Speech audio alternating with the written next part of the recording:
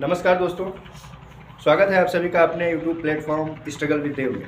दोस्तों, नेक्स्ट अवस्था जो है बाल विकास की हमने पहली पढ़ ली थी, शैशवावस्था, इन्फेंसी स्टेज। इसके बाद है चाइल्डहुड, बाल्यावस्था। बाल्यावस्था को क्या कहा गया है और किसने कहा है, इस पर प्रश्न बना है। आप टीईटी का पेपर सॉल्व करिएगा प्रीवियस ईयर का। तो बाल्यावस्था को सीखने का अनोखा काल कहा जाता है। क्या कहा जाता है? अनोखा काल।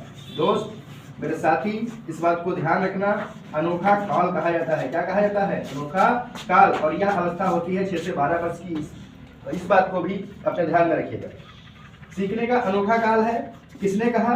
तो यह बात कॉल ने कही है। बस काल कॉल कॉल कॉल, याद रखिएगा, काल कॉल। सीखने का अनोखा कॉल है तो किसने कहा है? कॉल ने कहा। यह प्रश्न आपके पेपर में आ चुका है टीईटी में। क्यों है? यह सीटेट की बात है कि यह अगर अनोखा काल है तो क्यों है? यह अनोखा काल इसलिए है क्योंकि इसमें बालक पहली बार अपने घर से बाहर निकलता है। उसको नया स्कूल मिलता है, नया परिवेश मिलता है, नई जगह मिलती है, नए मित्र मिलते हैं। तो उसके लिए वहाँ पर सारी चीज़ें एकदम से नई नई होगी। जब उसके लिए सारी चीज़ें नई होगी तो उसके लिए वह अनोखा प्रतीत होगा, वह वातावरण उसको अनोखा लगेगा। इसीलिए इस अवस्था को अनोखा काल कहा जाता है।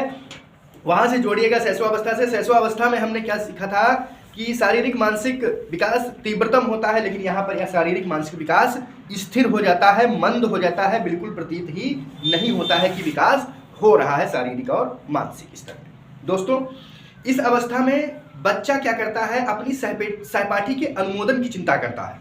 सहपाठी, अपनी चिंता नहीं, लेकिन अपने दोस्त की बहुत चिंता रहती है। जैसे 6 से 12 वर्ष की अवस्था के बाद बालकों को देखिएगा, वह क्लास में होता है अपने सहपाठी के साथ। वह सोचता है कि अगर हम पास हो तो हमसे पहले ये पास हो जाए। यह उसकी सहपाठी के अनुमोदन की चिंता होती है। इसमें गैंगेज देखने को मिलती है। अपने समूह का सक्रिय सदस्य बनकर घूमता है। वह एक ऐसे घूमता है जैसे एक नेता टाइप में। एक ग्रुप बना लेंगे, एक ग्रुप में वो अपने आप को एक लीडर साबित करना चाहता है, लीडर साबित करने की कोशिश करता है। वो यहीं से बाल्यावस्था से ही प्रारंभ हो जाता है। और इस अवस्था में नैतिक विकास भी प्रारंभ होता है, भाषाई विकास प्रारंभ होता है। बच्चा इस अवस्था में खेल के माध्यम से सीखता है। मतलब यहाँ पर देखा जाए तो खेल की अवस्था भी इस अवस्था को कहा जाता है, खिलौने की अवस्था भी कहा जाता है। लेकिन खिलौने की अवस्था को आप ध्यान रखेंगे, वह पूर्व बाल्यावस्था होती है, 3 से 6 वर्ष की होती है। उस पर रॉस ने बताया था इन अवस्थाओं के बारे में कि पूर्व बाल्यावस्था, उत्तर बाल्यावस्था क्या है। तो याद रखना, खिलौने की अवस्था पूर्व बाल्यावस्था है, लेकिन खेल की अवस्था उत्तर बाल्यावस्था है। यह बात मेरे दोस्त बहुत अच्छे से याद रखिएगा।